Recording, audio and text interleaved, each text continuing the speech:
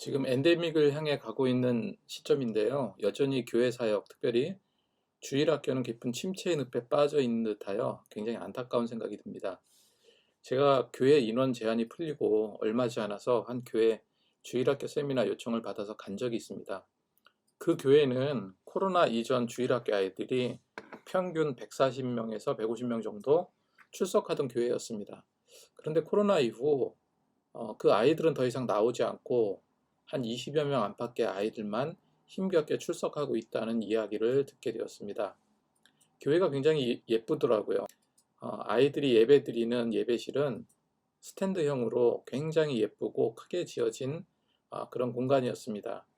그 공간에서 세미나를 인도하는데 텅텅 빈 그 공간에 세미나를 듣고 계신 몇몇 선생님들 모습을 보면서 어떤 뭉클함과 안타까움이 들었던 그런 기억이 납니다. 그리고 또 다른 교회는요, 저와 친한 목사님의 교회입니다. 작년에 한 4, 50명 정도 나오는 조금 작은 교회였는데, 그래도 코로나 이전에는 아이들이 2, 30명 정도 출석하는 그런 교회였습니다. 하지만 코로나의 광풍이 휘몰아치고 난 이후 작년 성도는 겨우 20여 명 출석하고 있었고요.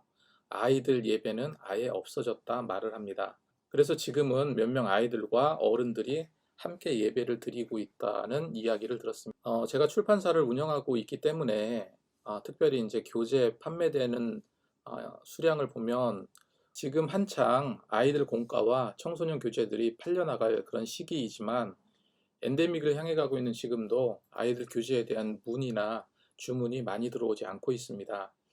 코로나19 몇 년 동안 우리 생활 방식과 모든 태도와 습관을 급격하게 바꿔 놓았죠.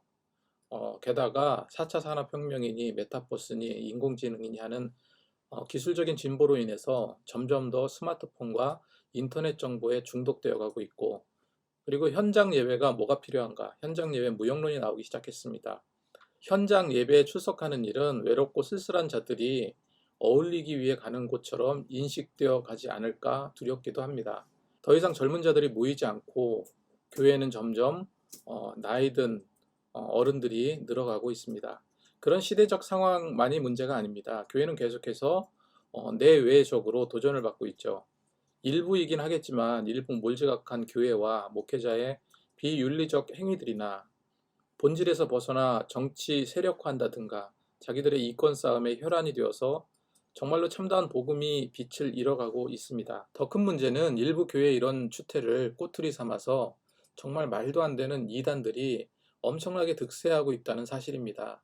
무분별한 성전 건축으로 인해서 재정난에 시달리는 교회들이 이단에 넘어가는 사례도 점점 많아지고 있습니다.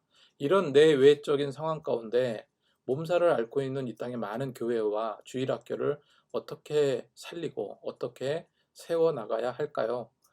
지금은 정말 주일학교 사역은 큰 위기의 때입니다. 하지만 그렇다고 손 놓고 계시겠습니까? 위기의 때이기 때문에 또한 기회의 때이기도 합니다. 단 한 명의 아이라도, 그리고 나이 들고 아무런 재능이 없다 생각한다 할지라도, 내게는 가르침의 은사가 없다 할지라도 그럼에도 방안을 찾아내고 세워가야 합니다. 이것은 주님이 우리에게 주신 사명이기 때문에 그렇습니다. 새로울 건 아무것도 없습니다. 그냥 다시 시작하면 됩니다. 더 노력하면 됩니다. 여러분이 주일학교를 섬기는 교사라면 열심히 전도하고 열심히 아이를 섬기고 열심히 가르치면 됩니다. 다 떠나고 단 한두 명만 남아있다면 그 아이들만큼이라도 혼신을 다해 가르치시기 바랍니다. 지금 나오고 있는 아이들은요, 정말 중요한 아이들입니다. 이들이 믿음으로 잘 성장하여서 나중에 교회의 훌륭한 지도자나 교사가 되었을 때 과거 팬데믹 상황 가운데에서 어떻게 신앙생활을 하였고 어떻게 믿음을 지키고 살아왔는지 후대에게 알려줄 자들입니다. 그리고 지금 어려운 상황 속에 피어난 정말 아름다운 간증자로 서야 할 자들입니다. 그래서 지금이 중요한 것이죠. 이런 저의 생각에 공감하신다면 저와 함께 하지 않으시겠습니까? 제가 작지만 소박한 소통의 공간을 만들고 싶습니다. 거대한 목표보다 지금 섬기는 교회 교사로 어떻게 노력하고 있는지, 그리고 어떻게 어려움은 해결하고 있는지 함께 기도하고요. 머리를 맞대고, 그리고 또 계획하고 서로 어려움을 풀어간다면, 그러면서 소통해 간다면 내 교회 주일학교를 살리는데, 주일학교를 부흥시키는데 작은 힘이 되지 않을까 생각을 합니다.